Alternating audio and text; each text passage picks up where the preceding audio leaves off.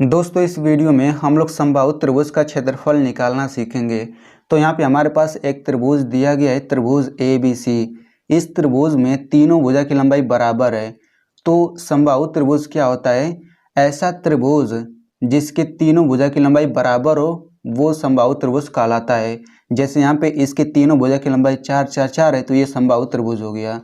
इसके तीनों भुजा की लंबाई मान लो 5 5 5 होता तो ये समबाहु त्रिभुज हो जाता। यानी तीनों भुजा अगर बराबर है तो वो एक समबाहु त्रिभुज होता है। तो समबाहु त्रिभुज का क्षेत्रफल निकालने के लिए आपको एक फार्मूला पता होना चाहिए और उस फार्मूले का उपयोग कैसे किया जाता है आपको ये भी पता रहना चाहिए। तब जा करके आप समबाहु त्रिभुज का क्षेत्रफल निकाल लेंगे। तो इस वीडियो को शुरू से लेकर अंत तक देखिएगा। मैं आपको पूरे अच्छे से बताऊंगा समबाहु त्रिभुज का क्षेत्रफल और उसका उपयोग कैसे किया जाता है। तो इस वीडियो को देखने के बाद जितने भी समबाहु त्रिभुज होते हैं आप उन सब का क्षेत्रफल बहुत ही आसानी से निकाल सकते हैं। तो चलिए वीडियो को शुरू करते हैं। तो सबसे पहले हम जान लेते हैं कि समबाहु त्रिभुज का क्षेत्रफल क्या होता है। समबाहु त्रिभुज का क्षेत्रफल, तो देखिए समबाहु त्रिभुज का क्षेत्रफल बराबर होता है रूट में 3 गुणा भुजा का स्क्वायर बटा 4। कितना होता है? रूट में 3 गुणा भुजा का स्क्वायर बटा 4। ठीक है, यहाँ पे हमें बस भुजा की लंबाई रख देना है, फिर इसी को हल कर देना है, वही आंसर हो जाएगा। तो हमें यहाँ पे त्रिभुज ABC का क्षेत्रफल निकालना है जो कि क्या है? समबाहु त्रिभुज है। तो हम लिखेंगे त्रिभुज ABC का क्षेत्रफल। ठीक है, तो ये क्षेत्रफल बराबर हो जाएगा रूट में 3 गुणा भुजा का स्क्वायर। तो भुजा का मान कितना है? 4 सेंटीमीटर है, तो हम सेंटीमीटर नहीं लिखेंगे, केवल 4 लिख देते हैं। तो ये हो जाएगा 4 का स्क्वायर बटा 4। ठीक है, अब इसको हम आगे हल करते हैं। तो रूट 3 को रूट 3 ही लिख दीजिए और ये गुणा। अब देखिए यहाँ पे 4 का स्क्वायर है, तो कोई भी संख्या पर जितना घात होता है उतनी बार गुणा हो जाता है। यानी 4 पर 2 घात है तो 4 का कितनी बार गुणा होगा? 4 का 2 बार गुणा होगा। 4 पर यही 3 घात होता तो हम लोग यहाँ पे 4 का 3 बार गुणा करते हैं, फिर ये बटा 4 हो जाएगा। अब जब इस तरह से देखिए बटा हो और ऊपर गुणा के रूप में दिया हो और नीचे संख्या हो तो हम नीचे से ऊपर को काट सकते हैं या फिर ऊपर वाली संख्या से नीचे वाली को काट सकते हैं। तो देखिए 4 और 4 दोनों बराबर है तो हम इसको काट सकते हैं। तो बचा कितना? ये बच गया रूट 3 गुणा 4, ये इतना बच गया।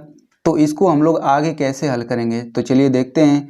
तो यहाँ पे देखिए इसको हम लोग लिख सकते हैं इतना 4 रूट 3। इसका मतलब क्या हुआ? इसका मतलब भी वही हुआ 4 गुणा रूट 3। तो देखिए जब भी कोई रूट में संख्या हो और कोई सामान्य संख्या हो यानी कि बिना रूट वाली, तो उसका गुणा जब भी करते हैं ना तो रूट वाले को बाद में लिखते हैं और जो संख्या होता है उसको पहले लिखते हैं। इसका मतलब भी वही है कि 4 का इसमें गुणा हुआ है, बस इनके बीच कोई चिन्ह नहीं है तो इसका मतलब गुणा होगा। समझ में आ गया? ठीक है, तो अगर मान लीजिए आंसर जो है रूट में दिया है तो यही आंसर हो जाएगा, लेकिन अगर दशमलव में दिया है तब कैसे इसका आंसर निकालेंगे? तो चलिए हम लोग देख लेते हैं। तो देखिए यहाँ पे सेंटीमीटर है तो क्षेत्रफल जो होता है स्क्वायर में आता है, तो ये आ जाएगा सेंटीमीटर का स्क्वायर। तो ये पहला आंसर तो ये हो गया। अब मान लीजिए अगर दशमलव में पूछा है तब क्या करेंगे? रूट 3 का मान रखना पड़ेगा। तो रूट 3 का मान कितना होता है? रूट 3 का मान होता है 1.732। तो ये आपको याद होना चाहिए, तब जा करके आप किसी भी समबाहु त्रिभुज का क्षेत्रफल निकाल पाएंगे, वो भी दशमलव में। तो चलिए हम लोग मान रख देते हैं। तो ये इतना आया है तो ये हो जाएगा 4। इसका मतलब गुणा होता है तो हम गुणा लिख लेते हैं। रूट 3 का मान कितना है? 1.732, इतना है ना। अब हम 4 का इसमें गुणा कर देते हैं। 4 दूना 8, 4 तिया 12, 4 7 28, 1 29, हासिल 2 और 4 कम 4 2 6। 3 अंक पे दशमलव, मैंने 3 अंक पे दशमलव लगा दिया, यानी कि इतने सेंटीमीटर का स्क्वायर।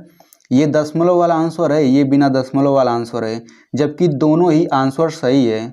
ठीक है, तो दोस्तों ये हो गया इस समबाहु त्रिभुज का क्षेत्रफल। अब मैं आपको एक सवाल देता हूँ।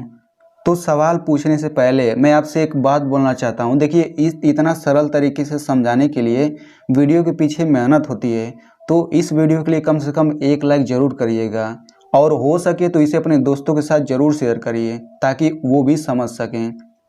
तो चलिए अब मैं सवाल पूछ ही लेता हूँ।